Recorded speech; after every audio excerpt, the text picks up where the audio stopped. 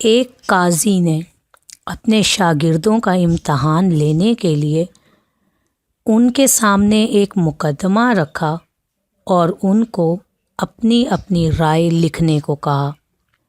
مقدمے کا متن یہ تھا: ایک شخص کے گھر مہمان آئے، اس نے ان کی خاطر مدارت کی، اپنے ملازم کو دودھ لینے بھیجا تاکہ مہمانوں کے لیے کھیر بنائی جا سکے۔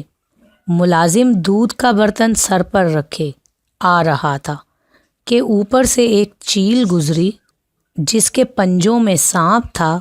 سانپ کے منہ سے زہر کے قطرے نکلے جو دودھ میں جا گرے۔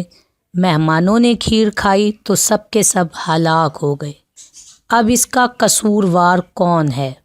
پہلے شاگرد نے لکھا کہ یہ غلطی ملازم کی ہے، اسے برتن ڈھانپنا چاہیے تھا، لہٰذا مہمانوں کا قتل اس کے ذمہ ہے، اسے سزا دی جائے گی۔ قاضی نے کہا، یہ بات درست ہے کہ ملازم کو برتن ڈھانپنا چاہیے تھا، لیکن یہ اتنا بڑا قصور نہیں کہ اسے موت کی سزا دے دی جائے۔ دوسرے شاگرد نے لکھا، اصل جرم گھر کے مالک کا ہے، اسے پہلے خود کھیر چکھنی چاہیے تھی، پھر مہمانوں کو پیش کرنی چاہیے تھی۔ قاضی نے یہ جواز بھی مسترد کر دیا۔ تیسرے نے لکھا، یہ ایک اتفاقی واقعہ ہے، مہمانوں کی تقدیر میں مرنا لکھا تھا، اس میں کسی کو سزاوار قرار نہیں دیا جا سکتا۔ قاضی نے کہا، یہ بات کسی جج کی اپروچ نہیں ہونی چاہیے، جج اگر مقدمات تقدیر پر ڈال دے گا تو انصاف کون کرے گا؟ چوتھے شاگرد نے کہا، سب سے پہلا سوال یہ ہے کہ یہ سارا منظر دیکھا کس نے؟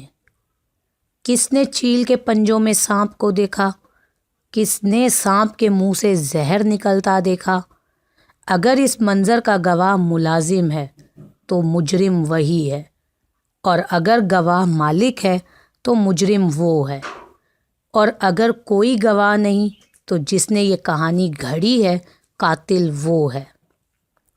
قاضی نے اپنے چوتھے شاگرد کو شاباش دی اور صرف اسے منصب قضا کا اہل قرار دیا۔ جس طرح روشنی کی چھوٹی چھوٹی کرنیں سورج کے ہونے کا پتہ دیتی ہیں، اسی طرح ہمارے چھوٹے چھوٹے فیصلے ہمارے ملک کے منصفوں کے کردار کی عکاسی کرتے ہیں۔